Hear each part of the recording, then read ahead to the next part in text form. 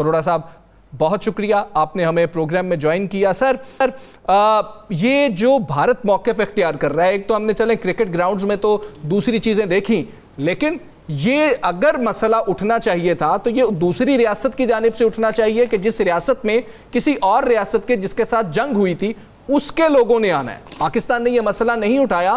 पाकिस्तान ने अभी भी ये कहा है कि हमारे दरवाजे आपके लिए खुले हैं। भारत की जानिब से ऐसा मौक़िफ़ आना, आप क्या समझते हैं? सिख जो वहां पर हैं उनके खिलाफ एक मज़मूम साजिश है मोदी सरकार की?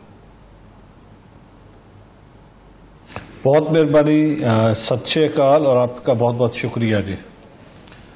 सबसे पहले तो मैं आपके चैनल का शुक्रिया अदा करता हूँ। ये एक इंतहाई अहम बात है और एक अहम डेवलपमेंट हुई है जिसपे हमें पाकिस्तान को एज अ होल और पाकिस्तान के अंदर बसने वाली जो सिख कम्युनिटी है खुसूसन वो उनके दिल दुखे हैं। ना सिर्फ पाकिस्तान के अंदर बसने वाली सिख कम्युनिटी बल्कि भारत के अंदर बसने वाली हमारे सिख बहन भाई, दुनिया भर में बसने वाले हमारे सिख बहन भाई और पाकिस्तान में बसने वाला हमारा मुसलमान भाईचारा और दीगर अक़लियतें, उनके दिल को ठेस पहुंची है।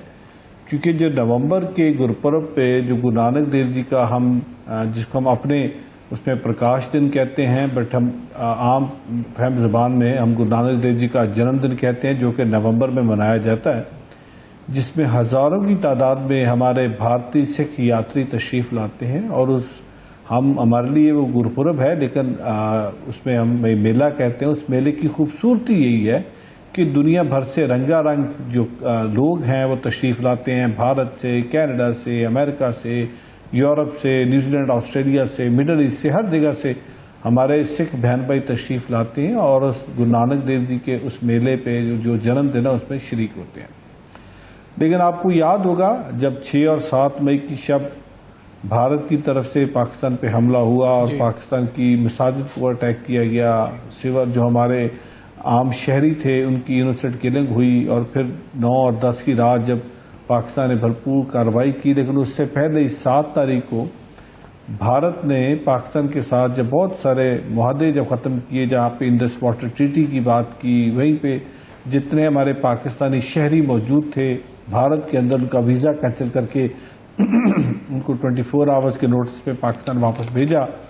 तो वाइस वर्सा पाकिस्तान ने भी कुछ स्टेप्स लिए, जिनमें से जितने भी भारतीय पाकिस्तान के अंदर मौजूद थे उन सबके वीज़ा कैंसिल किए। लेकिन पाकिस्तान ने अपना दिल बहुत बड़ा किया और कहा कि जिस तरह हमने 2019 में करतारपुर कॉरिडोर बनाया था अपने सिख बहन भाइयों के लिए, और हमने करतारपुर कॉरिडोर बना के ये पैगाम दिया था कि हम फ्रीडम ऑफ रिलीजन पे हम बिलीव करते हैं। हम जहाँ पे वर्शिप प्लेसेस हैं हमारे पास पाकिस्तान के अंदर हमारे सिख बहन भाइयों की, हम उनको खोलने की बात करते हैं। और फिर हमने वो 2019 में खोला और ये 5000 जो हमारे भारतीय सिख बहन भाई पाकिस्तान तशरीफ लाने का हमने MOU साइन किया। वो एक अलहदा बात है कि भारत कितने लोगों को आने दे रहा है, वो एक अलहदा बात है।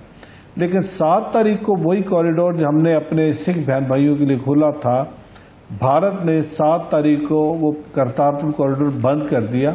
आज भी हमारी तरफ से करतारपुर कॉरिडोर के दरवाजे खुले हैं। वहाँ पे लंगर हाल के अंदर आज भी इंतज़ार किया जाता है। हमारे ग्रंथी आज भी इंतज़ार करते कि हमारे बहन भाई तशरीफ़ लाएंगे। लेकिन जुल्म की इंतहा देखिए कि करतारपुर कॉरिडोर तो बंद किया ही किया, हमारे जो भारतीय सिख बहन भाई जो अकॉर्डिंग टू द प्रोटोकॉल साल में 4 दफ़ा पाकिस्तान तशरीफ लाते हैं, उनमें से एक जो है वो नवंबर का मेला है जो कि सबसे बड़ी फेस्टिविटी होती है। कल भारत ने एक लेटर निकाला और अपनी 6 रियासतों को 6 सूबों को भेज दिया कि अब जो इस दफ़ा गुरु नानक देव जी का जन्मदिन आ रहा है उस पर कोई भी भारतीय सिख यात्री पाकिस्तान तशरीफ नहीं लेके जाएगा। ये एक बहुत बड़ी चाल है। ये सिर्फ भारतीय सिख यात्रियों को रोकने की कोशिश नहीं है। रमेश सिंह, पाकिस्तान के अंदर चाहे कोई भी हो, हिंदू, सिख, ईसाई, किसी भी मज़हब से तल्लुक़ रखता हो, उसको मुकम्मल आज़ादी है। पाकिस्तान के अंदर किसी एक जगह पर भी कोई ऐसा वाक़या पेश नहीं आता। अगर किसी जगह कोई एक शरारत हो तो सबसे पहले एक्शन किया जाता है। अब आपको आपके सबसे बड़े मजहबी रसूमात से रोकने की कोशिश की जा रही है, तो क्या भारत के अंदर सिख बरादरी जो है इस पर खामोश रहेगी? मैं आपको ये बताऊं कि ये जो एक लेटर लिखा है और 6 सूबों को कहा गया है कि कोई भी भारतीय सिख यात्री पाकिस्तान तशरीफ नहीं ले जा सकेगा। राणा साहब, मैं आपको ये बताऊं कि ये सिर्फ भारतीय सिख यात्रियों को रोकने की कोशिश नहीं है, क्योंकि आप बहुत अरसे से सिख चैप्टर को, सिख बहन भाइयों को जब पाकिस्तान तशरीफ लाते हैं, आप उनके साथ मिलते भी हैं, प्रोग्राम भी करते हैं और आपकी बड़ी नज़र है इस पर। हमारे बहुत सारे यूरोप से, कनाडा से, अमेरिका से, न्यूजीलैंड, ऑस्ट्रेलिया से भारतीय सिख बहन भाई पहले होता है कि वो पहले इंडिया आते हैं, वहाँ यात्रा करते हैं, फिर वाया वाघा बॉर्डर वो पाकिस्तान आते हैं। अब जब वाघा बॉर्डर वो नहीं खोलेंगे तो इसका मतलब है ना सिर्फ हमारे भारतीय सिख बहन भाई, बहुत सारे हमारा डायस्पोरा जो वाया भारत पाकिस्तान आता वो भी नहीं आ सकेगा। तो दूसरी बात, क्या इसके भारत के अंदर, मेरी आज सुबह भी बात हुई है, जो फॉर्मर हमारे अकाल तख्त साहब के जो वाली सुप्रीम है, जो कि उस कंपाउंड के अंदर मौजूद है जहाँ पे गोल्डन टेम्पल है, जो फॉर्मर हमारे हेड प्रीस्ट हैं यानी हरप्रीत सिंह जी, कल मेरी उनसे ही बात हुई थी, आज उनका बड़ा तगड़ा बयान आ गया और उन्होंने इस साजिश को ये कहा है कि सियासत को मजहब के साथ जोड़ा जा रहा है, जबकि मजहब एक टोटल डिफरेंट है, सियासत आपकी एक डिफरेंट चीज है। आप क्यों मजहब को उसके अंदर लेके आ रहे हैं, आप हमारी मजहबी आजादी को क्यों खत्म कर रहे हैं, उसके ऊपर आप क्यों ज़र्ब लगा रहे हैं। आज हम ये मुतालबा करते हैं और उन्होंने भी ये बात की है, दुनिया भर का सिख जो जहां जहां पे बैठा है वो पीसफुल प्रोटेस्ट की बात करे और वो भारत को ये बावर कराए, खासकर मोदी सरकार को ये बावर कराए कि ये हमारी मजहबी आज़ादी है। सिख का और पाकिस्तान का रिश्ता नाखून और गोश्त का रिश्ता है। वो क्यों? क्योंकि सिख मजहब की बुनियाद पाकिस्तान के अंदर है। गुरु नानक देव जी का जन्म स्थान पाकिस्तान में है। गुरु नानक देव जी का ज्योति ज्योत स्थान, जिसको हम उर्दू में उनकी आखिरी आरामगाह कहते हैं, वो करतारपुर साहब के अंदर है। गुरु अर्जन देव जी महाराज का शहीदी स्थान यहाँ पे। चौथे गुरु रामदास जी, जिन्होंने लाहौर से जाके अमृतसर शहर बसाया था, उनका जन्म स्थान यहाँ पे। 5वें गुरु अर्जन देव जी महाराज, जिनकी और हजरत मियां मीर साहब की जो स्पिरिचुअल दोस्ती है, जो इनका एक दूसरे की नेड़ता थी, उनका शहीदी स्थान पाकिस्तान पे में है। महाराजा रणजीत सिंह जो सन ऑफ द सॉइल है, उनका जन्म गुजरांवाले में हुआ, उनकी जो समाधि है वो लाहौर में है। जंगे आजादी का पहला शहीद आजम सरदार भगत सिंह, वो फैसलाबाद बंगा में उनकी जाए पैदाइश है। तो आप कैसे, मैं बार बार एक बात करता हूं, जब आप पाकिस्तान को सिक्खी से दूर करते हैं तो सिक्खी मजहब की हिस्ट्री नामुकम्मल है। सो इसलिए हर सिख 2 टाइम अरदास करता है, दुआ मांगता है कि उसको ननकाना साहब के दर्शन दीदारे नसीब हो। तो आज अगर मोदी सरकार सिखों को पाकिस्तान आने से रोकेगी तो आपको क्या लगता है सिख खामोश होकर बैठेंगे? फिर बाद में हमारे पे इल्जाम आता है कि इनको इंस्टिगेट किया जाता है। हमने इंस्टिगेट नहीं किया मोदी साहब।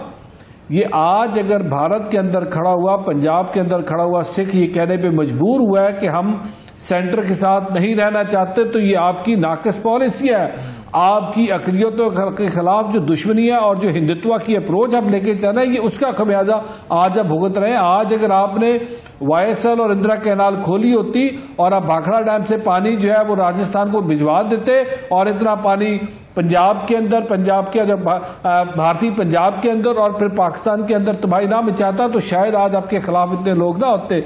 और आज आप बदला ले रहे हैं, आपके ऊपर आज अब देखिए ना, ये मैं नहीं कह रहा, आज जो कैनेडियन प्राइम मिनिस्टर है वो खड़ा होकर कहता है कि अगर कनाडा के अंदर टेररिज्म हो रही है तो उसके ताने बाने भारत से मिलते हैं। कतर के अंदर ये बात की जाती है।